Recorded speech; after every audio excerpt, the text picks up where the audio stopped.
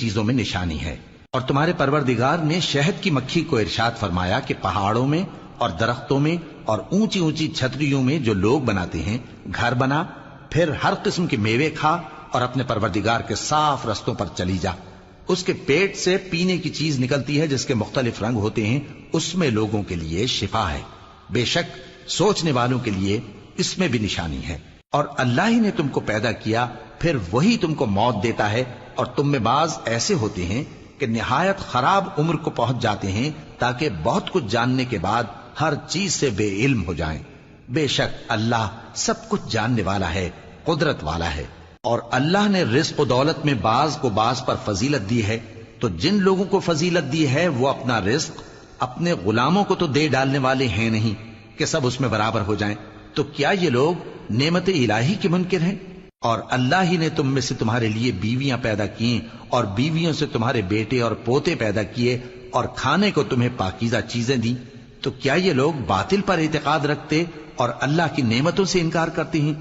اور اللہ کے سوا ایسوں کو پوجتے ہیں جو ان کو آسمانوں اور زمین میں روزی دینے کا ذرا بھی اختیار نہیں رکھتے اور نہ کسی اور طرح کا مقدور رکھتے ہیں۔ تو لوگوں اللہ کے لیے غلط مثالیں نہ بناؤ، بے شک اللہ جانتا ہے اور تم نہیں جانتے۔ اللہ ایک اور مثال بیان فرماتا ہے کہ ایک غلام ہے جو بالکل دوسرے کے اختیار میں ہے اور کسی چیز پر قدرت نہیں رکھتا، اور ایک ایسا شخص ہے جس کو ہم نے اپنے ہاں سے بہت سا مال طیب عطا فرمایا ہے اور وہ اس میں سے رات دن پوشیدہ اور ظاہر خرچ کرتا رہتا ہے، تو کیا یہ دونوں شخص برابر ہیں؟ ہرگز نہیں، الحمدللہ، لیکن ان میں سے اکثر لوگ نہیں سمجھ رکھتے۔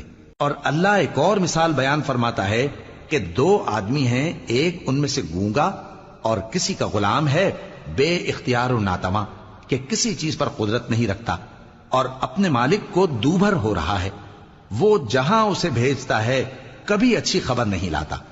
کیا ایسا گونگا بہرا اور وہ شخص جو سنتا بولتا اور لوگوں کو انصاف کرنے کا حکم دیتا ہے اور خود سیدھے رستے پر چل رہا ہے، دونوں برابر ہو سکتے ہیں؟ اور آسمانوں اور زمین کا بھید اللہ ہی کے پاس ہے، اور اللہ کے نزدیک قیامت کا آنا یوں ہے جیسے آنکھ کا جھپکنا، بلکہ اس سے بھی جلتر۔ کچھ شک نہیں کہ اللہ ہر چیز پر قادر ہے۔ اور اللہ ہی نے تم کو تمہاری ماؤں کے شکم سے پیدا کیا اس حال میں کہ تم کچھ نہیں جانتے تھے، اور اس نے تم کو کان اور آنکھیں اور دل اور ان کے علاوہ اور اعضاء بخشے تاکہ تم شکر کرو۔ کیا ان لوگوں نے پرندوں کو نہیں دیکھا کہ آسمان کی ہوا میں گھرے ہوئے اڑتے رہتے ہیں؟ ان کو اللہ ہی تھامے رکھتا ہے۔ ایمان والوں کے لیے اس میں بہت سی نشانیاں ہیں۔ اور اللہ ہی نے تمہارے